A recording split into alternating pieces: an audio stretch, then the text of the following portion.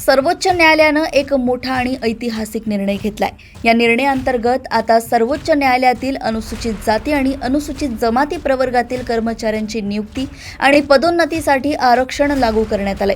या निर्णयासंबंधीचे परिपत्रक 24 जून रोजी जारी करण्यात आले आहे।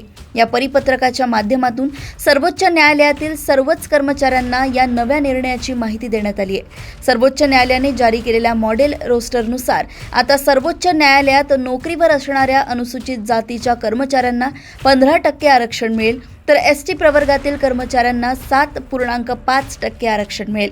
हे आरक्षण नियुक्ती तसेच पदोन्नती अशा दोन्हींसाठी लागू असेल। या नव्या धोरणाचा लाभ registrar, senior personal assistant, assistant librarian, junior court assistant, chamber attendant या पदावर काम करणाऱ्या कर्मचाऱ्यांना होणार आहे। हा निर्णय घेतल्यानंतर सरन्यायाधीश भूषण गवई यांनी त्यांची भूमिका स्पष्ट केली आहे।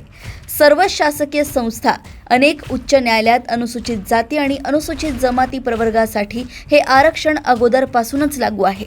सर्वोच्च न्यायालयासाठी अपवाद का ठरावे? आपल्या कामातून आपले सिद्धांत स्पष्टपणे दिसले पाहिजेत, असे भूषण गवई म्हणाले आहेत।